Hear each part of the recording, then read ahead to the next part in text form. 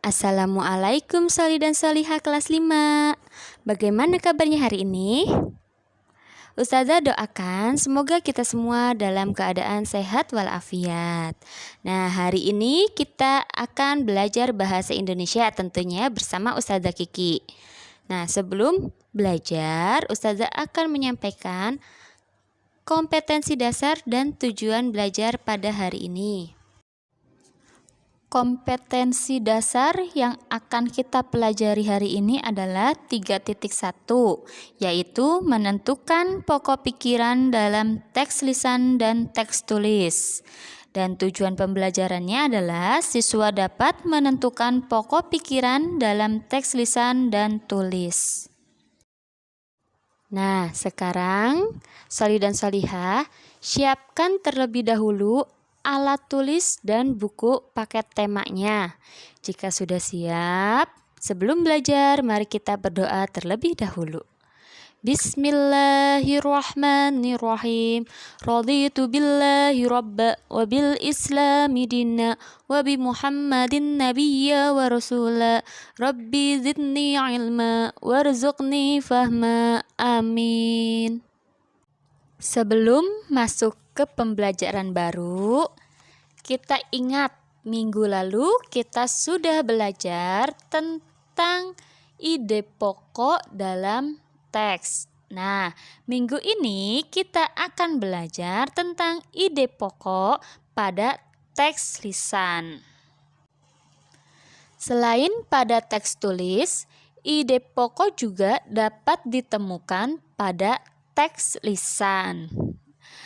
Nah, teks lisan merupakan teks hasil pembicaraan seseorang atau hasil percakapan. Contohnya, percakapan atau teks tulis yang dibacakan oleh orang. Nah, sekarang kita akan belajar tentang menentukan ide pokok dalam teks percakapan dan mengidentifikasi ide pokok dalam teks lisan. Kita bahas satu-satu ya. Teks percakapan itu termasuk dalam teks lisan. Nah, cara menentukan ide pokok pada teks percakapan itu ada 5. Disimak ya. Yang pertama, mendengarkan teks secara keseluruhan. Yang kedua, mencatat informasi penting yang berisi permasalahan atau peristiwa yang terjadi dalam teks. Yang ketiga, menentukan topik. Yang keempat, menentukan kalimat utama yang menjadi inti permasalahan dari teks percakapan. Dan yang terakhir adalah menentukan ide pokok yang terkandung dalam kalimat utama pada teks percakapan. Nah, sekarang Ustazah akan menjelaskan cara mengidentifikasi ide pokok dalam teks lisan. Mengidentifikasi ide pokok dalam teks lisan juga ada 5. Nah, ini tidak jauh berbeda dengan menentukan ide pokok dalam teks percakapan. Yang pertama adalah dengarkan teks dengan sungguh-sungguh. Catatlah semua peristiwa yang sedang dibicarakan dalam teks. Nah, yang ketiga, tentukan topik serta kalimat utama yang menjadi inti dari teks lisan itu. Yang keempat, tentukan ide pokok dari teks lisan berdasarkan kalimat utama yang telah ditentukan. Dan yang terakhir adalah tulislah setiap ide pokok dari teks yang didengar ke dalam sebuah tabel. Nah, sekarang Ustazah kasih contoh ya. Ustazah akan membacakan paragraf yang berjudul bersepeda. Disimak ya. Bersepeda merupakan kegiatan yang menyenangkan sekaligus menyehatkan.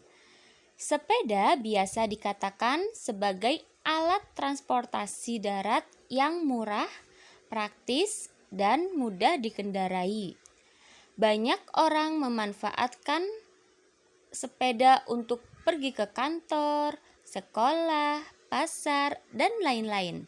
Sepeda juga ramah lingkungan karena tidak menggunakan bahan bakar minyak, sehingga tidak menimbulkan polusi.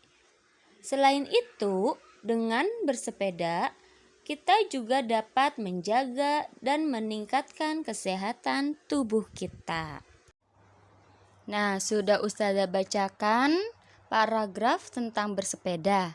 Sekarang kita mencari ide pokok yang ada dalam paragraf tersebut. Nah, lalu bagaimana caranya? Kalian bisa dilihat lagi materi yang tadi ya, cara mengidentifikasi ide pokok dalam teks lisan. Yang pertama itu kan mendengarkan secara sungguh-sungguh, dan disimak dengan baik. Nah, ya.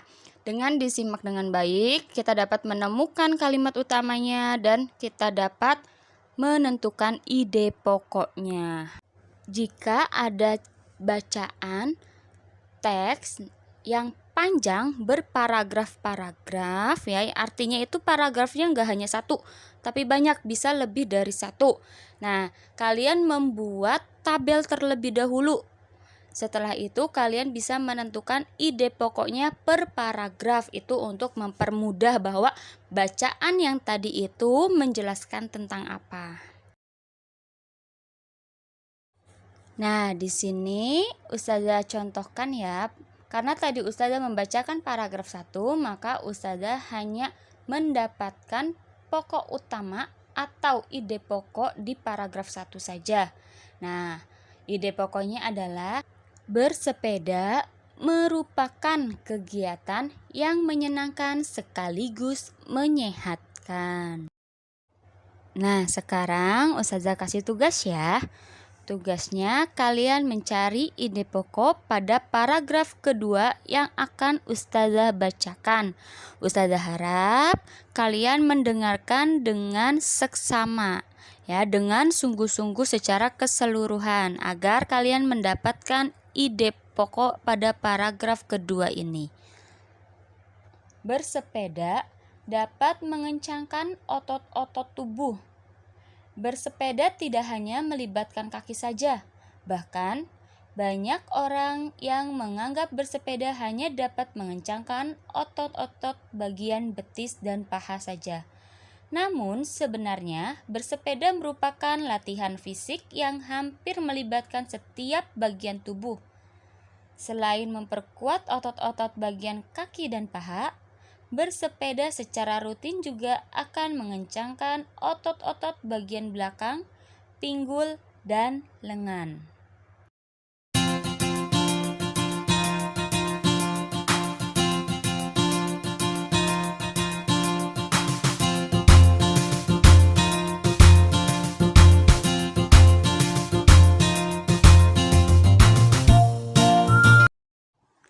Alhamdulillah, pembelajaran pada hari ini sudah selesai.